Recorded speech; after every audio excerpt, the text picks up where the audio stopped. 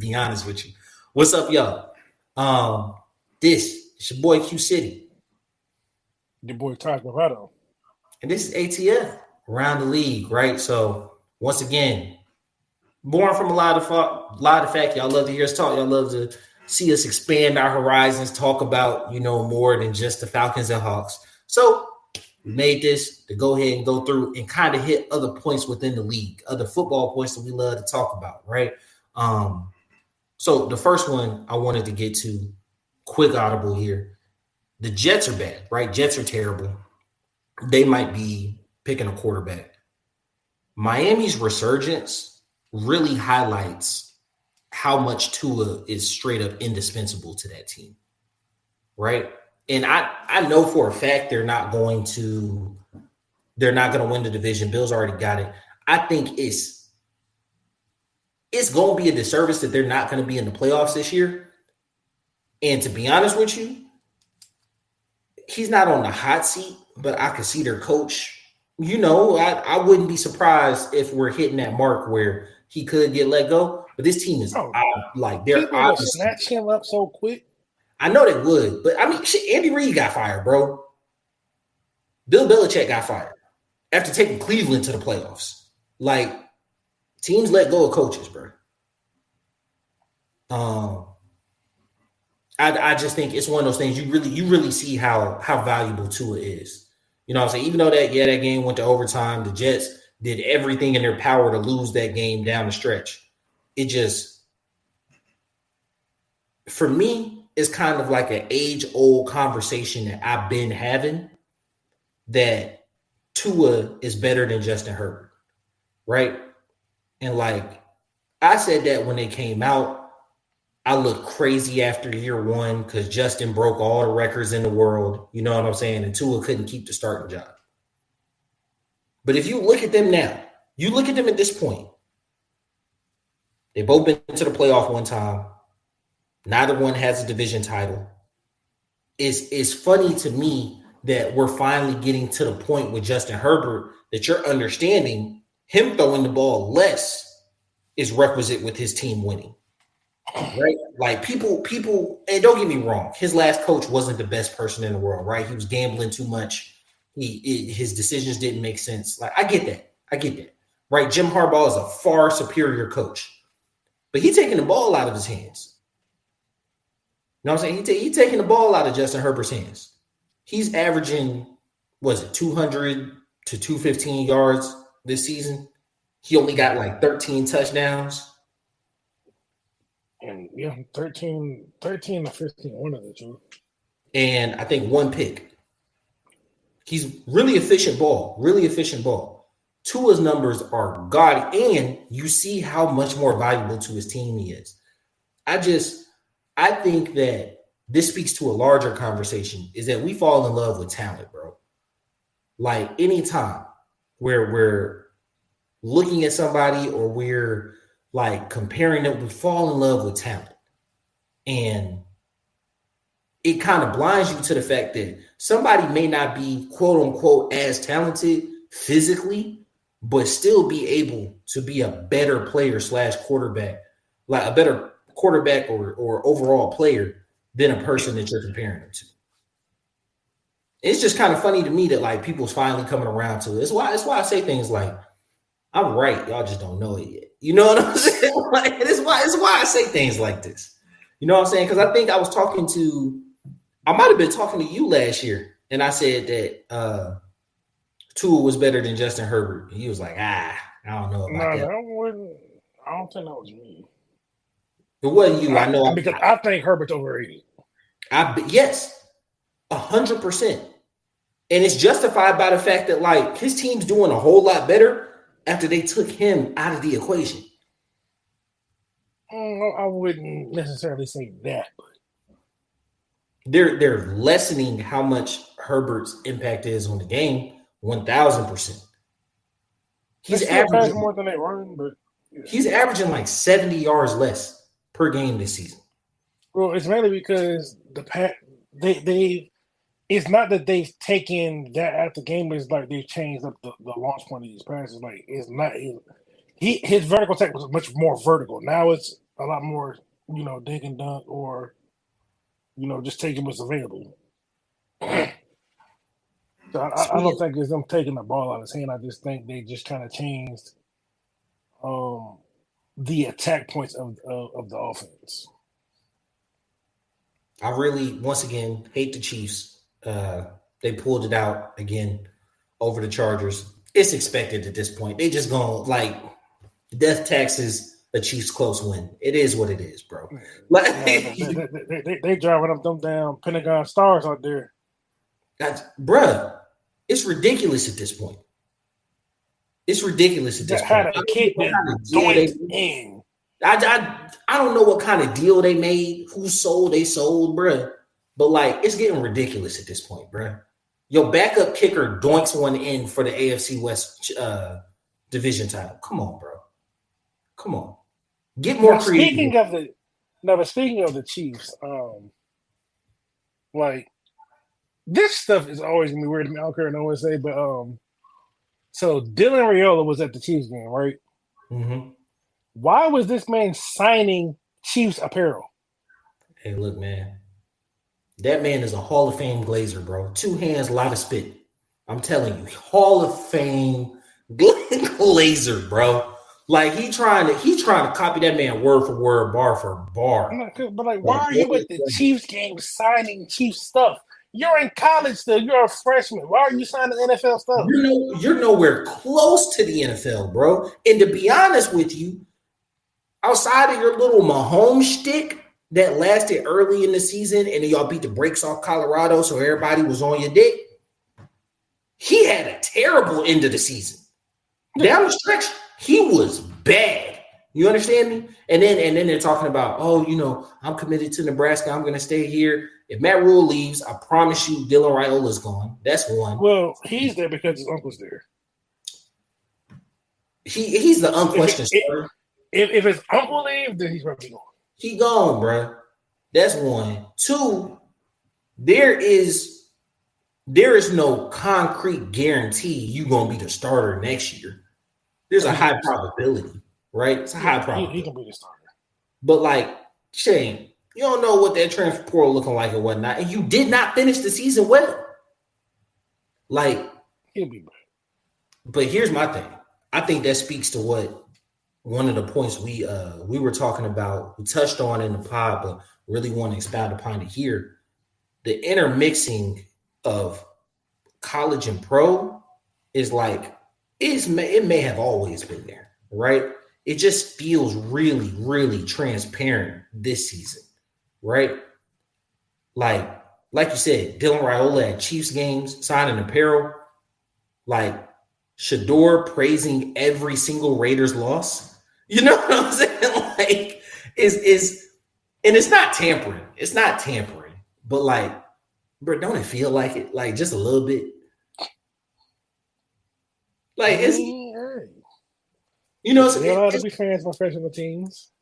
It's like when someone's like, "Oh, you're cute for a black guy." It's like maybe that's not racism, but it feel like it. Like what I'm saying? Like, it feel like it.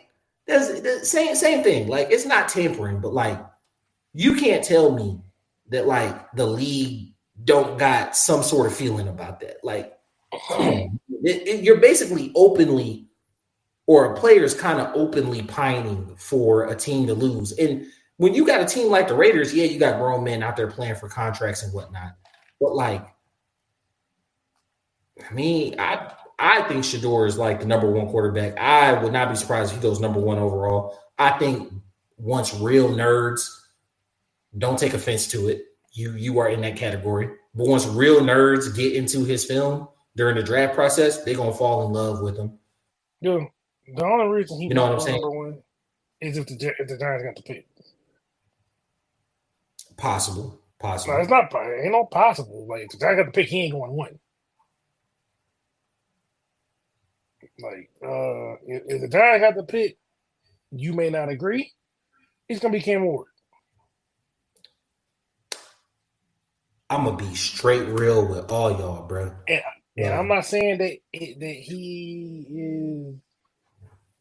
I'm not gonna say he's not worthy of it, but he's not worthy. I wouldn't do it, but I mean, hey, Nah, bro. It, And I say that as a Miami fan, bro. Y'all, if y'all been listening for any point in time, I'm all Atlanta, everything except when it comes to college, bro. I'm not a Georgia State fan. I'm not a huge UGA fan. I watch UGA. My wife's a big UGA fan. I'm a Hurricane fan, bro. I watch every snap of Cam Ward this season. That's not a number one overall pick. Under no circumstances is that number one overall pick. yeah. And I think the more for him, I feel like it's the opposite effect. I feel like people love his swag, people love his demeanor, and Miami has had bad quarterbacks for the better half of 8 years at this point, right? So like you were the first in Miami. Miami has been like the Falcons, where you have all this position skill players, right?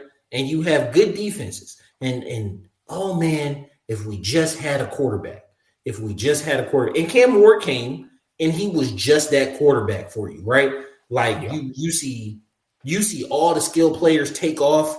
You put some gaudy numbers and whatnot, but I feel the more people get into his tape, the less they're gonna like him.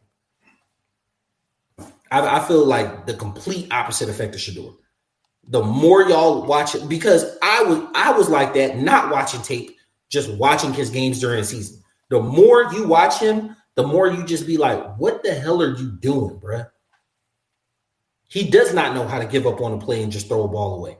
He thinks he's getting caught athletically at the college level by Georgia Tech type of players, bro. Syracuse type of players, guys that are not NFL bodies.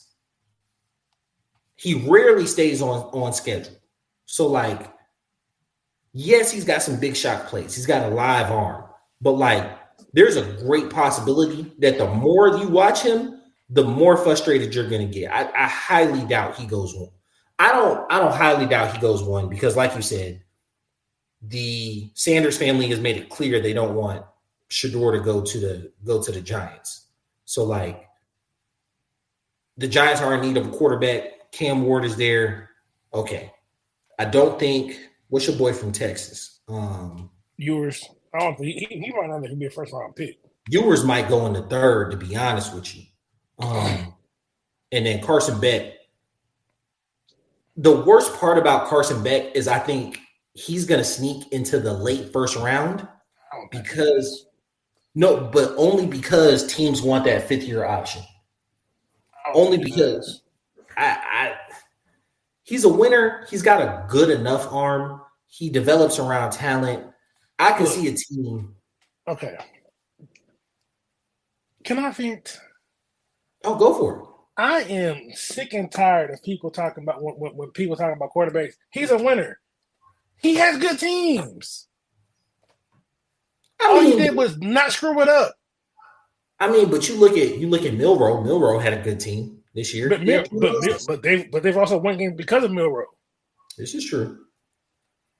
Like if one of the main talking points is he's a winner, it's not he's a great playmaker. He's a winner. Okay, that's like when last year when the Falcons were like, Desmond Ritter's a great leader. Why? Okay, what did that do for you in the field though? Oh, he was a winner in college. Yeah. What did that do for me in the NFL though? Now I can't. So I'm gonna walk with you to the ledge, but I can't really dive in because I do think that not winning an extended period in college as a quarterback does have an adverse effect on him. I mean, it does, but I mean, hey. Like, I'm cool with somebody like Mahomes' career. I think it was like 2 games under 500. I can live with that, right? The talent outweighs the production, and you were extremely productive, right? So, like, I think I can live with that one. I wouldn't live with somebody like Colt Brennan or what's your boy from Texas, Colt McCoy, right? Who only had like 2 or 4 losses in college, but the physicals were so low. You know what I'm saying? So, like, I'm not on either end of the spectrum, but I need somebody. I need somebody who anywhere between 5 games over to 5 games under. I'm looking strictly at the talent, right? But I can't have a loser as like my quarterback. I don't feel like that's beneficial at all. I mean, this context. If the team's bad and he's just there, like I mean, that's where the transfer portal comes in. But, I get that, but like, I feel like that situation is more requisite of what you're going to face in the NFL. You're in the NFL, you're either at a deficit or even when it comes to talent in most games. Yeah. But the thing is like wins and losses given, it's a quarterback stat. It shouldn't be because if the team's bad, the team's bad. Like the biggest kind of argument against that, look at Joe Burrow. Yeah, Joe Burrow's going bananas this year. Joe Burrow and Jamar Chase are going nuts. But to be fair, they got 8 losses. You putting them 8 losses on him? Joe Burrow has cost his team some games this year. Well, sure. All right, for another one, Josh Allen, he just scored not 1, not 2, not 3, not 4, not 5, but 6 touchdowns. They lost. People try to blame him for it. The man scored 6 touchdowns. What are you? Why are we blaming him? Did he have any turnovers? He had 6 touchdowns. He gave you 40 points. Did he have any turnovers? Maybe, but he had 6 touchdowns. Yeah. He went fire breathing dragon mode. That man went, he went crazy, bro. Like me and you, we've gone back and forth about him being like Brett Favre like or whatnot. He hit a different level this year. Yeah. His interceptions have been way down. He's been controlling the ball. He's leaned into I'm bigger, stronger, faster than a lot of you guys. Well, so he's always been that, but he's taking better care of the ball this year. That's the biggest thing. If he gets into the second level, he like, bro, I'm scoring. Because right now he has. Let me pull up the full stats. Right now he has. Come on, hurry up! We on company time right now. We're gonna start with the rushing stats. Rushing, he has 400 yards and 9 touchdowns. Passing, 3,033 yards, 23 touchdowns, 5 picks. So what's that? 32 touchdowns, five picks, and 3,400 total yards, close to 3,500 total yards. Yeah. Ooh. But 4 games left. Ooh. But it's like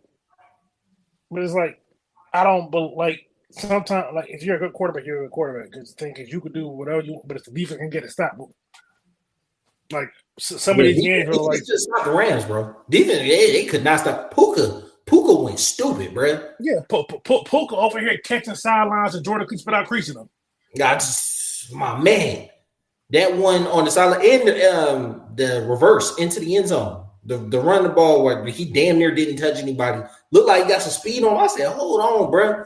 Puka fast. Puka ran a 4.4. Like, I'm not gonna lie to you. The Rams gonna have a decision to make on Cup. I think I wouldn't be surprised if he out of there next year. Wouldn't be surprised, bro.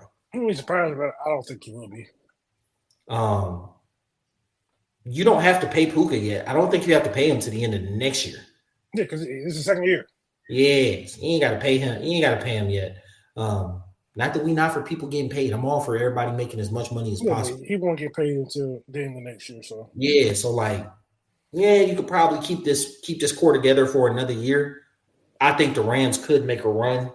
I think the Rams are that team that like you actually don't want them to get in because if they do get in, I feel like they could beat anybody.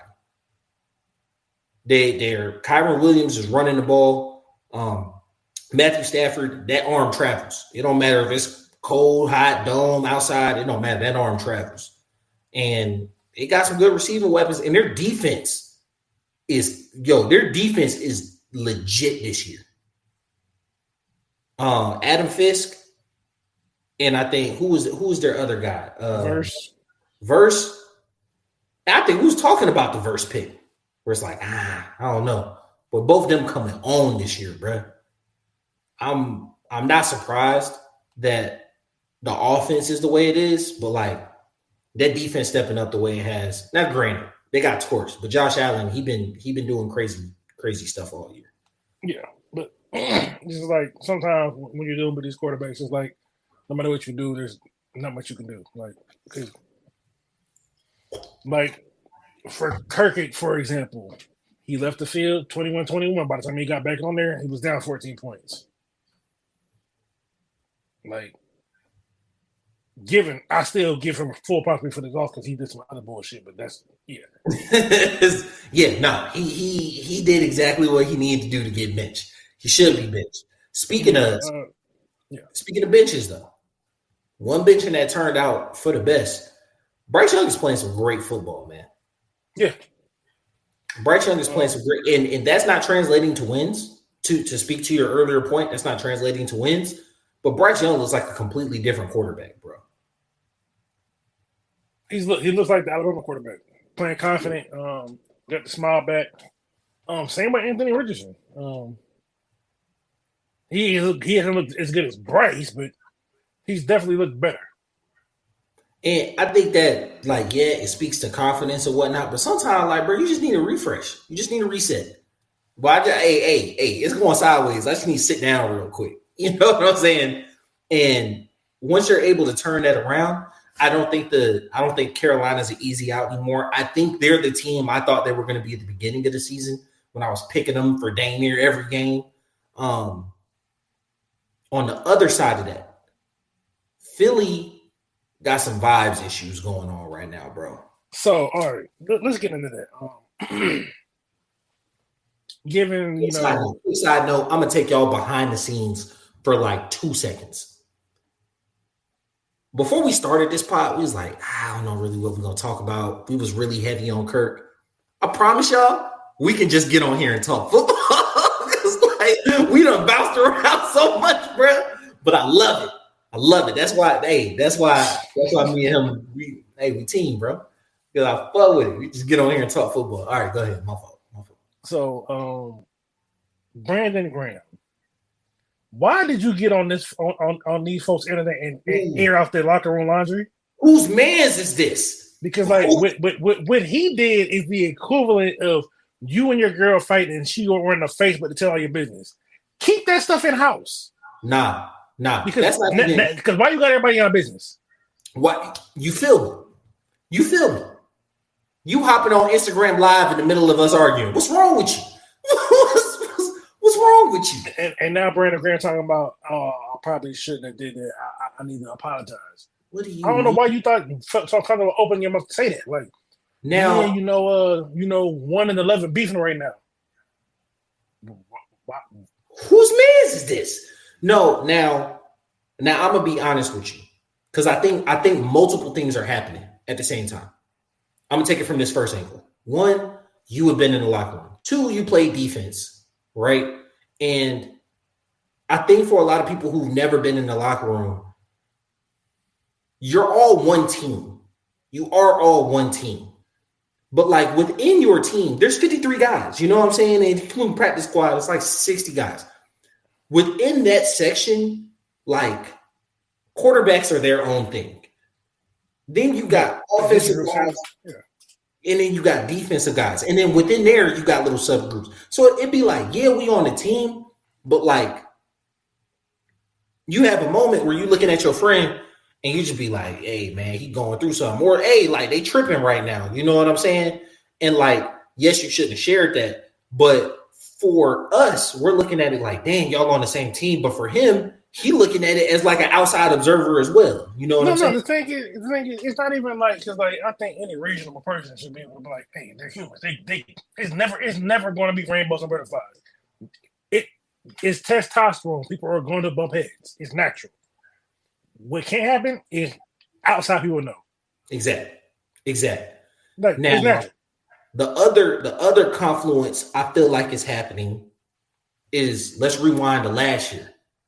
When the Eagles started their slide last year, who was the person that got the most blame for that last year? Hurts. No, Sirianni.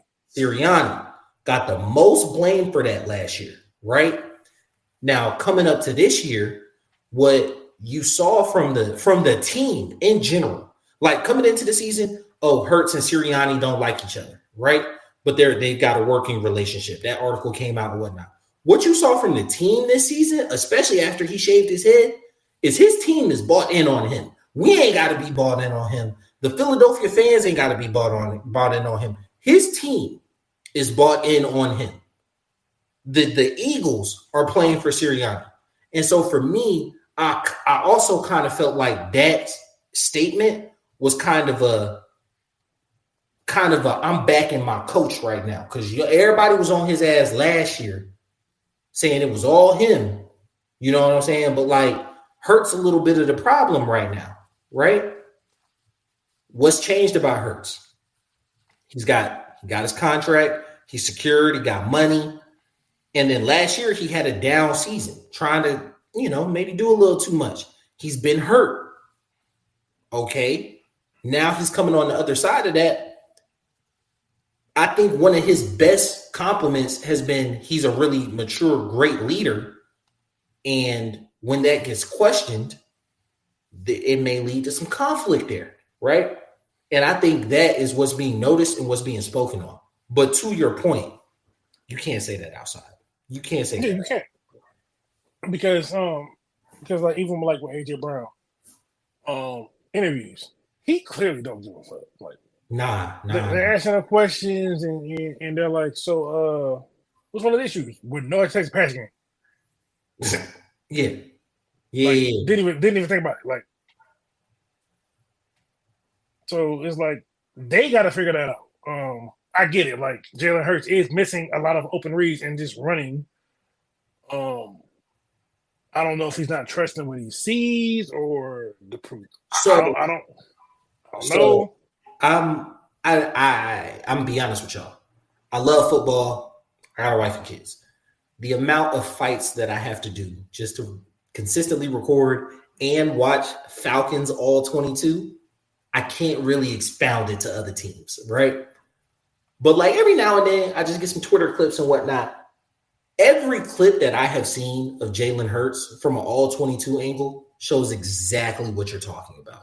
Just like guys running wide open, hand up, and I don't know if he's not there in the progression or if his eyes just ain't there and he's not pulling the trigger.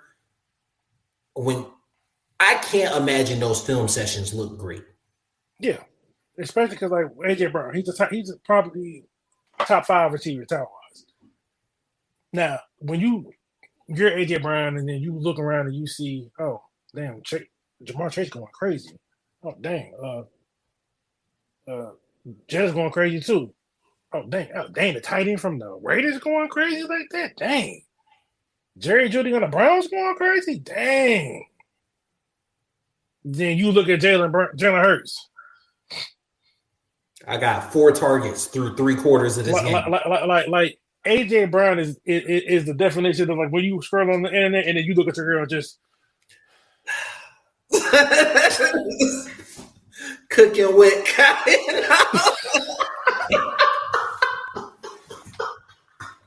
No, that's crazy. That's crazy. Nah, but for real, that's what it be. That's what it be. You be like, you got Joe Burrow, I got this dude. You know what I'm saying? And I think that's tough. To be honest with you, the person I thought would have the most beef would be Saquon, because Jalen Hurts' numbers only look as good as he does from the touchdown perspective is because that man straight up be stealing touchdowns in the red zone, bro.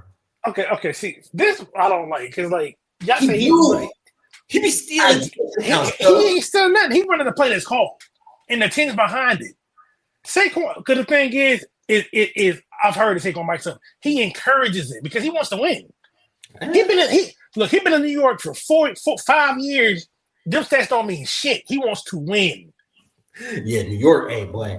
Speaking of New York, in turn, this man is on pace to break Eric Dickerson record.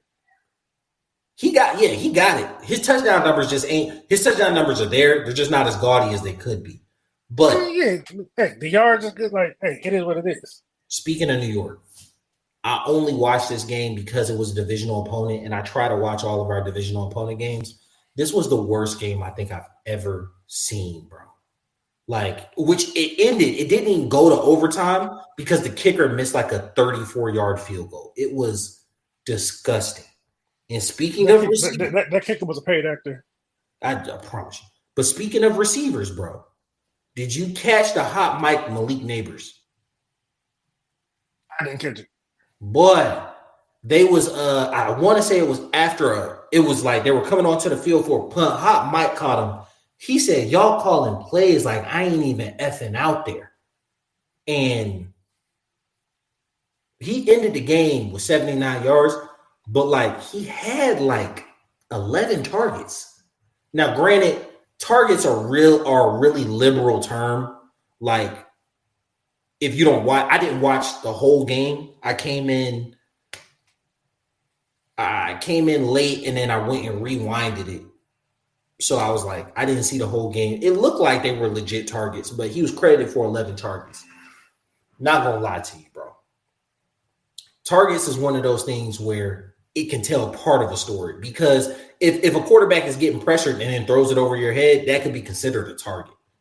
You know what I'm saying? But like, I think Malik Neighbors is completely done with that coaching staff already. I Yeah, because think even like what was it, like 2 weeks ago or something like that, and they were asking him about like what happened in the court. He was like, I don't know, ask Dave's. yeah. Like I think he is going to be, and it's not like he won at an extremely high level at LSU. I just think he had extremely competent quarterback play. We've seen it with Jake Daniels. You know what I'm saying? Jake Daniels, I yeah, get it, he's kind but of like tapered off a little bit, but he had between Musburger and Daniels, competent quarterback play. I think it's the leadership. It's like he's a diva. Like he's a diva. Um, his personality is not for everyone, but he needs the type of coach that's gonna put him in check. I don't think that's Dabo. To be honest with you, I think Dayball might be gone, bro. Because you get Very possible. like, because another part of it is look what's happening with the Bears, right? They they kept a coach another year. He didn't even finish the year, but they kept a coach another year. So now their quarterback that they've invested in is going to be off kilter with the new GM, new coach coming in. You know what I'm saying? And they also did that in Tennessee. They did that in Carolina. You know what I'm saying? Sometimes it works out, sometimes it doesn't. I think this is going to be one of those things where, and to be honest with you, I don't think Dayball should be fired because I can easily explain away a lot of his losing seasons, but I ain't going to cake for you if you do get fired. You know what I'm saying? Like, it's not like I'm going to be like, oh, dang, like he shouldn't have lost a job type shit. Like, I mean, nah, bro. Like, at a certain point, your record is what it is. You know what I'm saying? Like, you put on tape what you put on tape.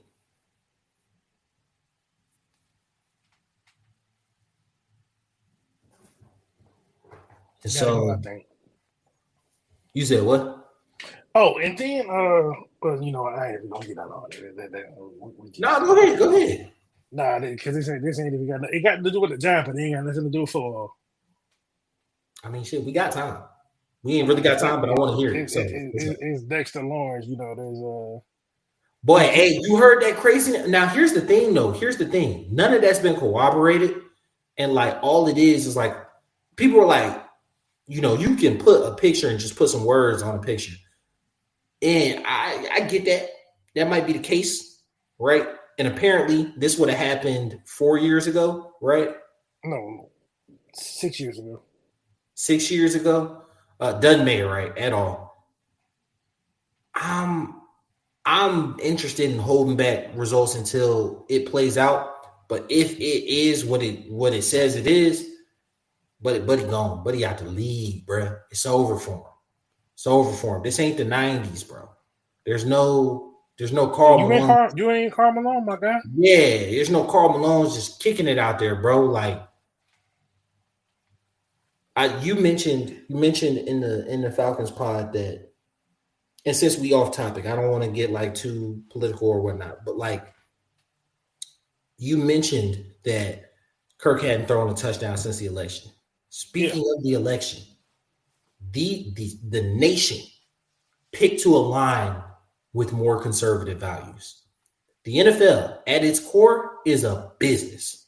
They are going to reach and have broad appeal to the majority of the country, right? And you know, trying to say this and not get flagged by YouTube.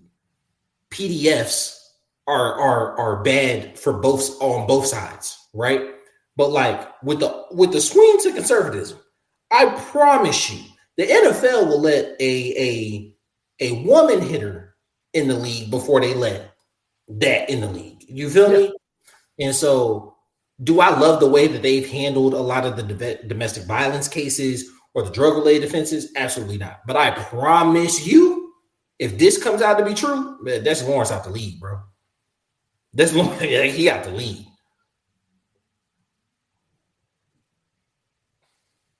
Because the text messages are crazy. Yeah. The text messages are bananas, dog. So I pray that's not true and just let that process play out as much as possible. Right. Yeah. Before we get out of here, we gonna touch on the college football playoff bracket. Yeah. I got mine up. Go ahead. Yeah. So like, who stands out to you on the bracket? Like, what's the matchup you looking forward to? So matchup wise, I'm not necessarily looking forward to any matchup because Miami didn't make it. Another reason I'm not too high on Cam Ward because we lost to Georgia Tech and Georgia Tech Syracuse down the stretch. Because Georgia Tech took Georgia to 8 overtimes. I mean, I get that, but like they ran for like 290 yards on us. It was all right. I get it. Whatever. Georgia's good. So like everybody just, I don't think we should have lost that. To be honest, the Georgia Tech game doesn't bother me as much as the Syracuse game. Syracuse game, we had no business losing, right? But regardless, Clemson gets in as an ACC champ with three losses. When I look at that first round, we might possibly have the best day of football on like December 21st, bro. Because you got two quarterfinal games and you got two NFL games on a Saturday, bro. It's all love. It's all love. Betting's going to be amazing. And I want to hear from y'all. Hit the DMs, hit the chats, hit all that. Do y'all want us for the betting pod? Because I know we did it at the end of last year, right? Do y'all want us to include college football takes? I think we should. Want to hear from y'all, and then really want to expand that betting pod going into next year to include college football all season because like there are some juicy bets in college football, and I'll let it be a part of it. But to the actual question that sticks out, I want to see Jennings, who I think is going to be a Heisman candidate next year, how he deals with Penn State. And then I think that Notre Dame is a fraud. I think Indiana got boosted up through their really hot win streak to start the year. They ain't really play nobody though. That's the only thing. That's what I'm saying. So I feel like Indiana faded, right? But their start was so hot it kept them in the playoffs. And then Notre Dame, I feel like ain't played nobody and lost to was it Northwestern? Lost to somebody terrible this year. So like I'm interested to see that bottom half of the bracket, SMU versus Penn State, and then Notre Dame versus Indiana. What about you?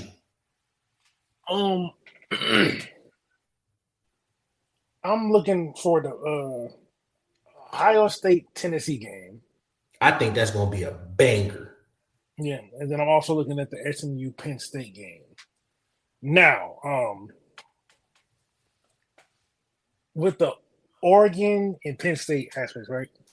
Oregon got the 1 seed, and they arguably, arguably have a harder path to the championship than Penn State is. There's a world where Oregon could play Ohio State, Texas, and they could play Ohio State and Texas before they get to the national championship. Possibly Georgia. Yeah. Yeah. No. You play Georgia in the national championship. This was something. Yeah, that's what I'm talking about. Possibly. Yeah. Because like when you look at it, this is like on the other side of the bracket is really just like not given. I think Boise State gonna make a little noise. I don't know if they're gonna make it all the way, but I think Boise State gonna put somebody down on their way out. I wouldn't be opposed to that. My thing is, and I know this point has been beaten to death over and over again, but like I'm gonna give my take on it because like I'm hearing y'all listening, but I want to hear your thoughts as well. Why did we not reseed going into the bracket?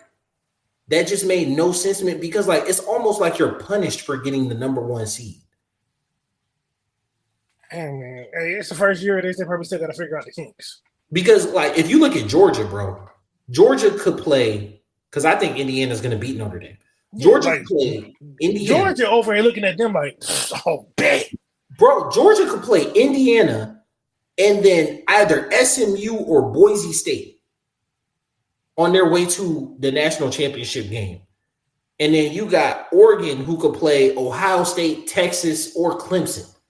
Like this is a significantly easier side of the bracket. Now, what I feel like should have happened was Oregon should have been the 1 seed, Georgia should have been the 2 seed. If you're in a real honest world, Ohio State should be the 3 seed. Ohio State should be the 3 seed. And but see, I don't agree with that because like they didn't win a conference. And I'll probably put Texas at the 4. I'm not gonna lie to you. But the Texas also lost to Georgia in the conference. Like I get that Texas lost to but you can't tell me, bro. You can't tell me Arizona State is a better team than Texas. You probably can, but the thing is, all 4 of these teams all won their conference. And I get that. Right? Clemson. That's the benefit because like even with the NFL, you win your division. Hey, you good. You've earned that right. If you want to have a better seed, win more games. That's true. I gotta give you that. It seems like it's almost a punishment. Now outside of the 4, you could probably freak that a different way. But I mean Texas, I'm cool with Texas at 5. I'm decent with Penn State at 6. I probably move Ohio State to 7 and Tennessee to 8, and I probably have Notre Dame down at like 10. Right? I'll probably have Notre Dame at 10, SMU at 9, Indiana at 12. Or no, I'll probably still keep Clemson at 12, to be honest with you. Clemson and Indiana at 11. I think they're the only one with 3 losses. Yeah. Like SMU as an 11 seed, to be honest, I'll probably only move them up to at best 9. Especially if you don't want to touch the first 4 seeds, because like you said, that has to make the regular season mean something, right? To where it's like they won their division, so the regular season do got to mean something. Because I think there's a way if you were to reseed, you would have Georgia, Texas, Tennessee, Ohio State all within the first 4 seeds. Like that's not fair. You know what I'm saying? Like Oregon at the top, and then those 3 right behind it. Like that's not really fair. So I do kind of get what you're saying there.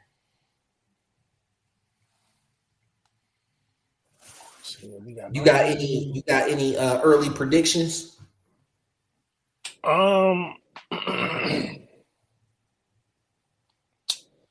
Tennessee's going to beat Ohio State. Texas is going to beat. Texas is going to clear their side of the bracket. So they're going to play whoever comes out on the other side. And I believe Georgia's going to clear their side. And they're going to play the winner of Boise State and whoever it's going to be. So Georgia and Texas 3 times this year? That would be a crazy championship. And honestly, that's the way they're looking at having it set up. Because it's hard to beat a team 3 times. It's hard to beat them twice. But 3 times is... Here's the crazy part about that. There's actually no data that supports that. But it's just kind of thing like that's just something we say. Like a team that gets beat 2 times during the regular season, it's like a 67% win rate if they play the 3rd time. It's just like it's weird. But like I guess it's just something that we say because it's not 100%, right? Probably. But if you were good enough to beat them twice, you're probably good enough to beat them 3-0. But if you look at all three of them games, they got shellacked. They got belt ass in that first game, right? But Yeah, the second game was a better game. That second game was a real game, bruh. And so, but I'm gonna be real with you. Somebody, I was looking at a TikTok. I don't know who it is, so I can't give them credit. I apologize. But they were like, does Sarkisian have the balls to bench Quinn Ewers in a playoff game for just like that spark moment to put Manning in? He ain't Nick Saban. Bro, because I feel like Dabo knows this team isn't great, right? So he's gonna do something to add variance. He gonna have a fake punt. He gonna have a fake field goal. He gonna do something to add variance to the game because he knows his team is operating at a loss, right? If Texas gets behind 7-10 points and it's still relatively early in the game, mid-second quarter, do you have the two in your pants to be like, we're going Archie? And like, what does that mean if that happens during the Oregon game in the third round? Cool. You start Quinn Ewers for the national championship game. If that happens against Clemson, I promise you, it's gonna be a rough 3 weeks because that question ain't going nowhere. You know what I'm saying? Because Texas is one of them fan bases where it's like, especially because Quinn Ewers is gone next year. Like, regardless, he's gone next year. So good. I mean, he's still got 1 more year eligibility, I believe. Why would you transfer to another school when there's a great chance you'll be a second or third round pick? You're not staying in Texas. Archie's starting next year. Archie starting next year. Like, so what? You would stay in Texas to be a backup? No, you're not going to do that. If you want to use your year of eligibility, you got to transfer out somewhere, right? Maybe he goes to Ohio State.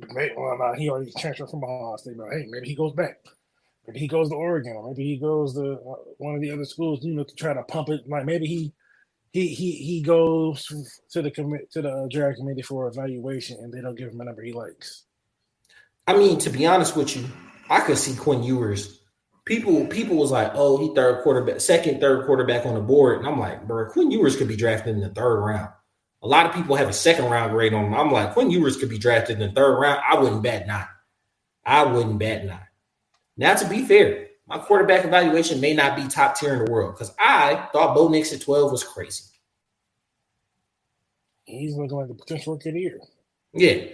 Now, do I think this may be closer to Bo Nix's ceiling than any other quarterback that was drafted? Yeah, I think this is who he might be for the rest of his career, and defenses are going to. Their skill sets are very different, so I don't know if I can agree with that. No, I'm saying Bo Nix in terms of like who he is now, how he's playing now. This is his ceiling, right? And so I feel like defenses will adjust, and he may come back down to earth. Mac Jones went to the Pro Bowl his first year. I'm not going to harp on that, neither here nor there. I mean, that's true, but he also there's one thing you got to factor in with that. The year he went to the Pro Bowl, his offensive coordinator took a head coach job. This is true. Sean Payton ain't going nowhere, right? Yeah. So like, there could be more innovation there, but that's getting away. With Quinn Ewers, I can see him going late, way later than a lot of people think, to a bad situation, honestly, as just like a backup and never really getting that chance or opportunity to shine because like there's nothing about his game that I find extraordinary. He got a strong arm, but like decision making and accuracy and it's all a bunch of and you feel more hype and excitement when Archie's in the game. The team, the energy's different. And like, so I don't know what Archie got going on, but he ain't your average Manning. Hey, look, Archie got swag. This boy out there, like who's Manning's?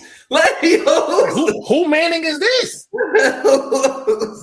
Yeah, nah. So now I think my controversial little thing, and not for just the sake of hot takes, I truly believe this.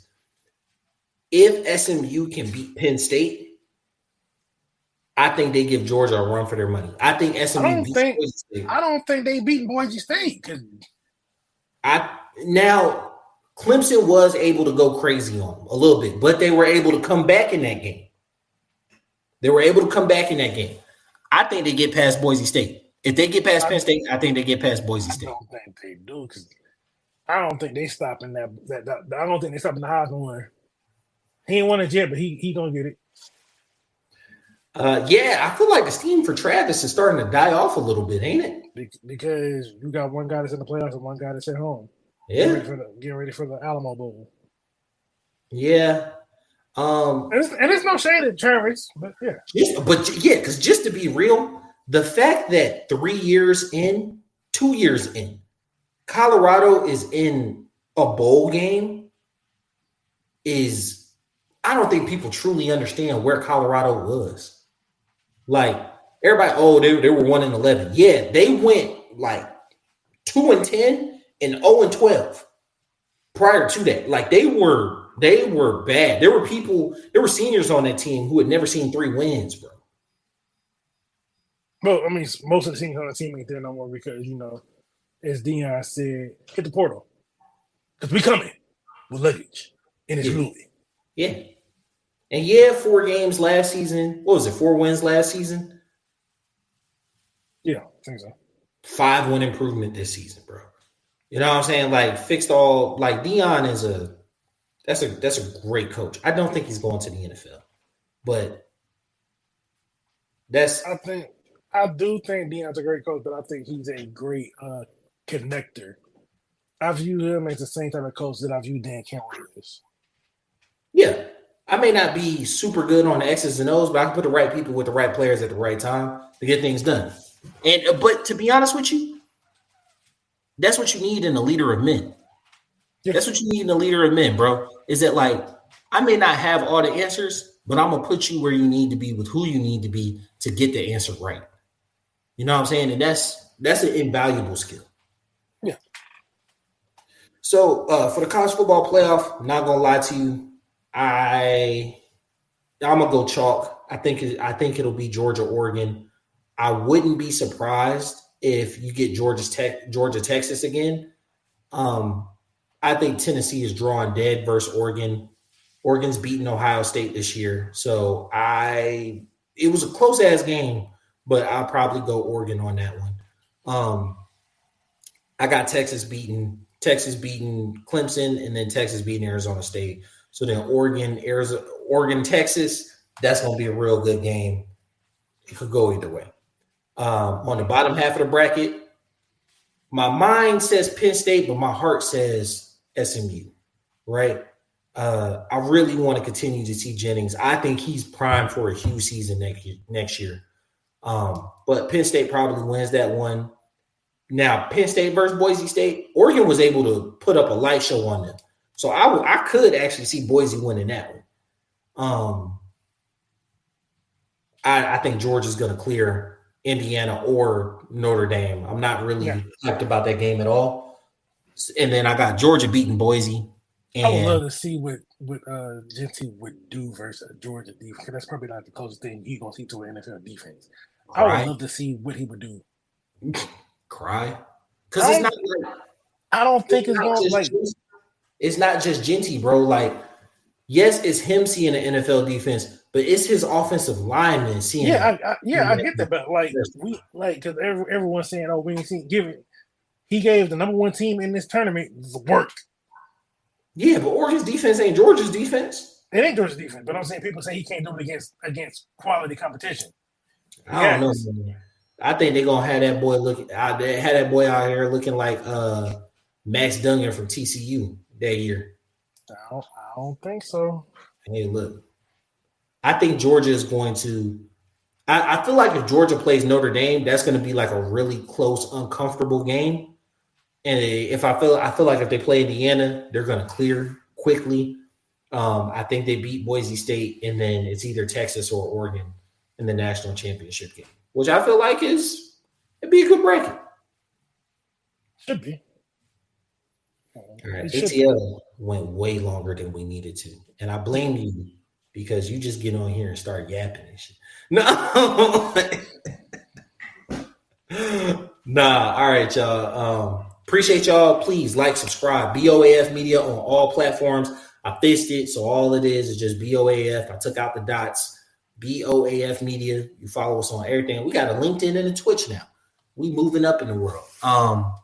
If you follow us on YouTube, you'll get these lives as soon as we finish recording them. Still going to edit it and put out the video. Still going to drop it on the podcast.